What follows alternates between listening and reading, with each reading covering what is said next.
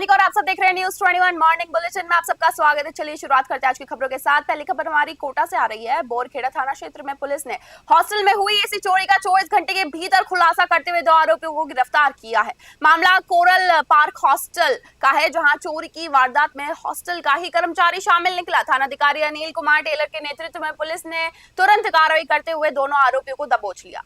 आरोपियों के कब्जे से चोरी किए गए 6 एयर कंडीशनर भी बरामद किए गए। गिरफ्तार आरोपियों की पहचान रोहित और अनिल के रूप में हुई है। पुलिस दोनों से पूछताछ कर मामले की आगे की जांच कर रही है। कोटा से सुरेश कुमार की रिपोर्ट।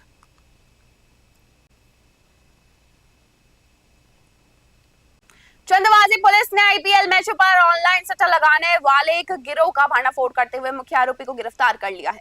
ये कार्रवाई अवैध सट्टेबाजी के खिलाफ चलाए जा रहे विशेष अभियान के तहत की गई है। पुलिस ने आरोपी विष्णु कुमार शर्मा को उसके घर से गिरफ्तार किया, जो कथित रूप से ऑनलाइन लिंक के जरिए लोगों को जोड़कर सट्टा संचालित कर रहा था। आरोपी हार जीत के आधार पर कमीशन लेता था। कार्रवाई के दौरान पुलिस ने 1,90,000 रुपए नकद, 3 एंड्रॉइड मोबाइल, 2 साधारण mobile, 8 ATM card, 7 bank passbook, 6 4 book chequebook और एक एलईडी टीवी और हिसाब किताब की डायरी बरामद की है। ये कार्रवाई नितिन चौधरी के नेतृत्व में की गई, जबकि अभियान के वरिष्ठ पुलिस अधिकारियों के निर्देशन में अंजाम दिया गया। पुलिस आरोपी से पूछताछ कर पूरे नेटवर्क की जांच में जुटी हुई है। चंदवाजी से सुनील कुमार की रिपोर्ट। करीब 40 से 50 और लोग होने की संभावना है। हम आगे आगे इस गिरोह के सभी मुख्य सरगनों को गिरफ्तार करेंगे और इस पूरे गिरोह का पर्दाफाश करेंगे। साथ ही मैं आपके माध्यम से सूचना देना चाहूँगा कि केवल ये एक गिरफ्तारी नहीं है, बल्कि ऐसे अवैध नेटवर्क को साफ संदेश है जयपुर ग्रामीण पुलिस का कि मॉनिटरिंग लगातार चल रही है और किसी भी हालत में ऐसे अपराधियों को बख्शा नहीं जाएगा। मैं आमजन से अपील करना चाहूँगा कि ऑनलाइन सट्टेबाजी या और भी किसी अवैध गतिविधि की सूचना तुरंत पुलिस को दें, ताकि हम उचित कार्रवाई कर सकें और कई परिवारों को बढ़कर करीब 40 बंडार थाना क्षेत्र के वरमान गांव में 120 फीट गहरे कुएं से मां और उसके छोटे बेटे के शव बरामद होने से इलाके में सनसनी फैल गई। करीब 16 घंटे चलते रेस्क्यू ऑपरेशन के बाद एसडीआरएफ और आपदा प्रबंधन टीम ने दोनों शव को बाहर निकाला। मृतका की पहचान अलका के रूप में हुई है, जबकि उसके बेटे प्रतीक का शव भी कुएं से बरामद हुआ। परिजनों ने ससुराल पक्ष पर हत्या और दहेज प्रताड़ना का गंभीर आरोप लगाया। सूचना मिलने पर प्रशासन और पुलिस मौके पर पहुंचकर लंबी मशक्कत के बाद रेस्क्यू ऑपरेशन शुरू किया गया। घटना के बाद गाँव में शौक और आक्रोश का माहौल है, जबकि पुलिस मामले की जांच में जुटी हुई है। बंडार से ललित कुमार की रिपोर्ट।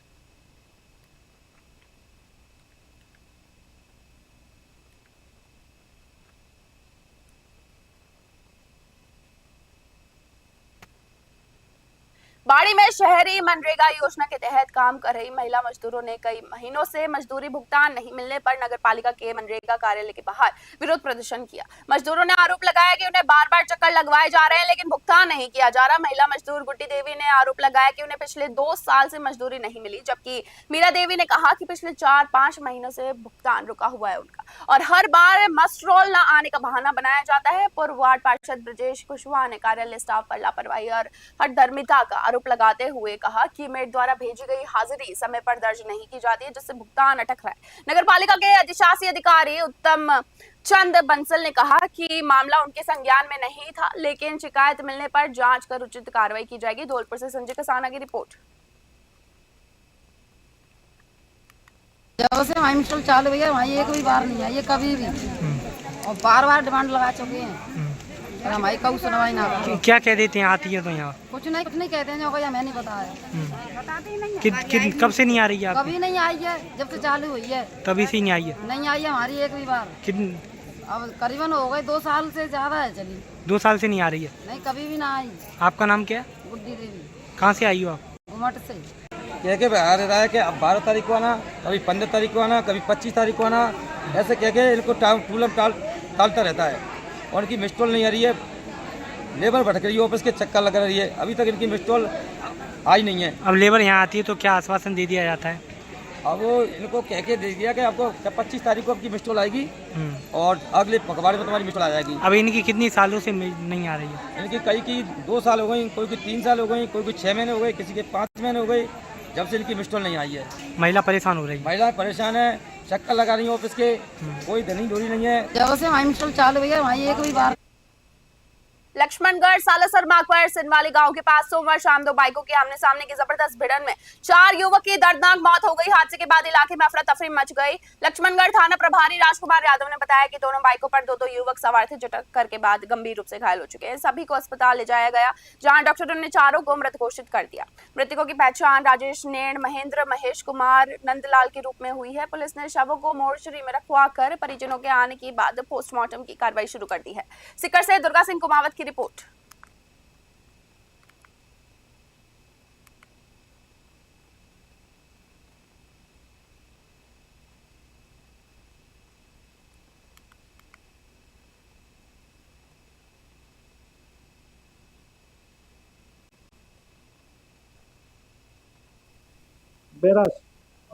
बैराज से बलारा थाना का, और चौथा है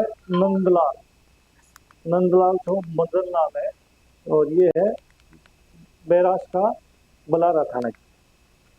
ये 4 जने इंजर्ड हुए, चारों की मौके पे मृत्यु होना बता रहे। डॉक्टर साहब ने बताया कि हमारे पास आए तो ब्रॉड डेथ थे और उनको चारों को शिफ्ट करवाया है, और गार्जियनों से भी संपर्क करके उनको सूचना करके और दे दी है सूचना।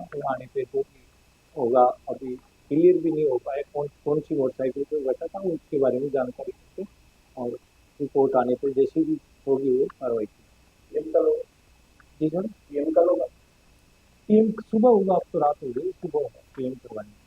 चलो आमने सामने की सूचना मिलती है अभी तक। आमने सामने सवाई माधोपुर स्थित कृषि विज्ञान केंद्र में आयोजित ग्राम कृषि महोत्सव में किसानों को प्राकृतिक और जैविक खेती अपनाने के लिए प्रेरित किया गया।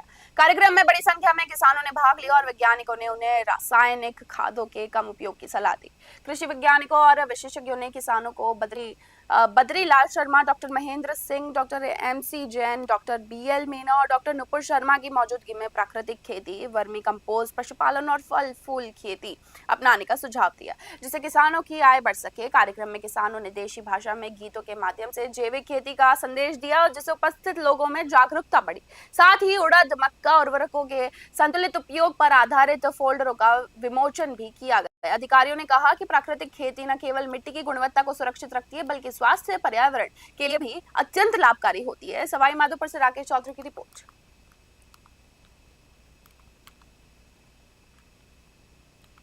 मैं मुख्य नियंत्रक के पद से सेवानिवृत्त 8 साल हो गए मेरे को। 2018 में रिटायरमेंट हुआ हूँ। हमारे भाई साहब जानकी लाल जी सूरवाल वाले के प्रेरणा से मैं 8 साल से जैविक खेती कर रहा हूँ, जिसमें मेरा 6 बीघे का बगीचा है।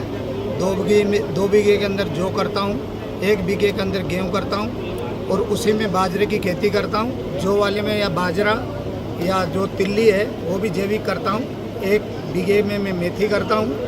मेरे पास वर्तमान में 4 गायें हैं। ये ग्राम कृषि महोत्सव जो है वो हम कृषि विज्ञान केंद्र के माध्यम से किसानों को एक मैसेज देना चाह रहे हैं कि हम जो भी उर्वरक को काम में ले रहे हैं वो संतुलित उर्वरक काम में लिया जाए। उससे क्या होगा कि जो हमारी खेती है या हम ये बात करें कि जो हमारी भूमि का स्वास्थ्य है वो ठीक रहेगा। और पहले जैसे मैं बात करूँ कि हमारी जो सनातन कृषि पद्धति थी उसमें भी यही था कि जो गऊ और गऊ से प्राप्त जो भी हमारे प्रोडक्ट होते थे, चाहे गोबर है या गौमूत्र की हम बात करते हैं। देखो, जैविक खेती आज के परिप्रेक्ष्य में बहुत ज़रूरी है, क्योंकि हमारी जो मृदा है वो स्वस्थ रहेगी, तभी हम टिकाऊ और अच्छा उत्पादन ले पाएंगे। और मिट्टी के अंदर अंधाधुंध रासायनिक उर्वरकों के उपयोग करने के कारण मिट्टी की जो भौतिक दशा है, रासायनिक दशा है और जैविक दशा है, ये तीनों ही खराब हो चली है। इससे वायु संचार कम हो गया है, या ज़मीन के अंदर जो सूक्ष्म जीवाणु होते हैं वो मृत होते जा रहे हैं। ज़मीन जो हमारी है वो मृत ज़मीन या मृत मिट्टी होती जा रही है। इसको बनाए रखने के लिए हमको जैविक खेती की तरफ बढ़ना होगा। पुष्कर घाटी में तेज रफ्तार फॉर्च्यूनर कार ने कई मोटरसाइकिलों को टक्कर मारते हुए बड़ा हादसा कर दिया। हादसे में एक युवक की मौत हो गई, जबकि 3 अन्य गंभीर रूप से घायल है। मृतक की पहचान रवि बेरवाल के रूप में हुई है। वह 4 बहनों का इकलौता भाई था। हादसे के बाद कार चालक मौके से फरार हो गया, जबकि वाहन में शराब की बोतलें मिलने की भी जानकारी सामने आई है। सूचना पर हर्षवर्धन अग्रवाल के निर्देशन में पुलिस, एम्बुलेंस और रेस्क्यू टीम मौके पर पहुंची और घायलों को अस्पताल भेजा गया। स्थानीय लोगों ने घाटी में खराब लाइटिंग और सुरक्षा दीवार की कमी को हादसे का कारण बताते हुए प्रशासन पर लापरवाही के आरोप लगाए। पुष्कर से सीताराम गहलोत की रिपोर्ट।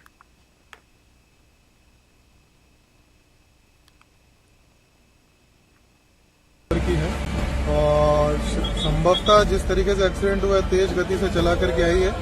3 मोटरसाइकिलों को टक्कर मारा है। लोग दोनों तरफ से इंजर्ड हैं, बट अभी तक जो सूचना है जो इनको उपचार के लिए तुरंत भिजवा दिया गया है की है। और संभवतः जिस तरीके से एक्सीडेंट हुआ है तेज गति से चला करके आई है। 3 मोटरसाइकिलों को टक्कर मारा है। लोग दोनों तरफ से इंजर्ड हैं।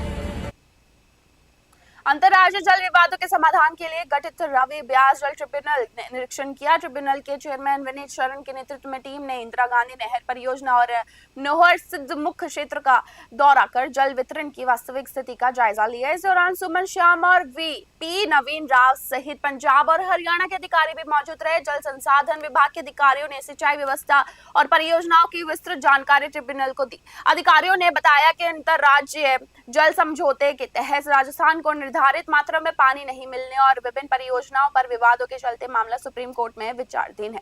ट्रिब्यूनल द्वारा धरातल पर निरीक्षण के बाद समाधान की उम्मीद जताई जा रही है। हनुमानगढ़ से विनोद चौधरी की रिपोर्ट।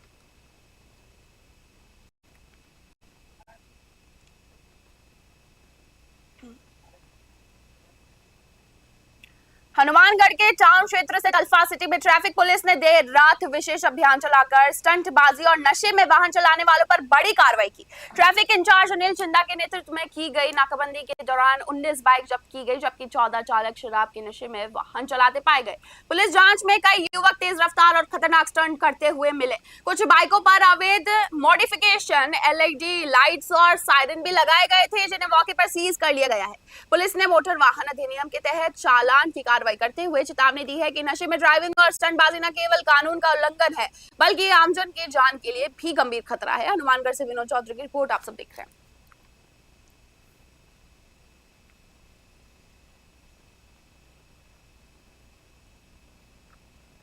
हनुमानगढ़ में महिला थाना पुलिस ने तुरंत कार्रवाई करते हुए नाबालिग बेटी से दुष्कर्म के आरोपी पिता को गिरफ्तार कर लिया है। पुलिस अधीक्षक नरेंद्र सिंह मीणा ने बताया है कि 17 मई को पीड़िता की मां ने महिला थाने में रिपोर्ट दर्ज कराई थी, जिसमें आरोप लगाया था कि आरोपी पिता ने अपनी नाबालिग पुत्री के साथ घिनौनी वारदात की।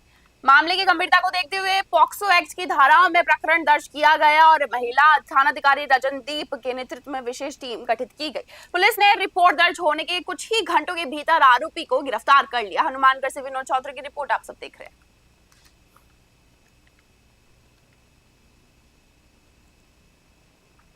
गोगामेड़ी थाना पुलिस ने साइबर ठगी में इस्तेमाल हो रहे बैंक खातों के मामले में 2 युवकों के खिलाफ केस दर्ज किया। आरोप है कि दोनों अपने और अन्य लोगों के बैंक खाते साइबर ठगों को किराए पर उपलब्ध कराते थे, जिनका उपयोग अवैध लेन देन में किया जाता था। पुलिस अधीक्षक नरेंद्र सिंह मीणा के निर्देशन में की गई जांच में तकनीकी विश्लेषण और 14C पोर्टल के माध्यम से मामले का खुलासा हुआ। जांच में अनिल कुमार और नितेश कुमार की बैंक खातों के साइबर फ्रॉड में उपयोग की पुष्टि हुई है। पुलिस के अनुसार दोनों आरोपियों के कई बैंक खातों में देश भर में साइबर ठगी की शिकायतें दर्ज है। जांच में सामने आया है कि इन खातों के जरिए फर्जी लेन देन और ऑनलाइन फ्रॉड को अंजाम दिया जा रहा था। पुलिस मामले की आगे की जांच में जुटी हुई है। हनुमानगढ़ से विनोद चौधरी की रिपोर्ट।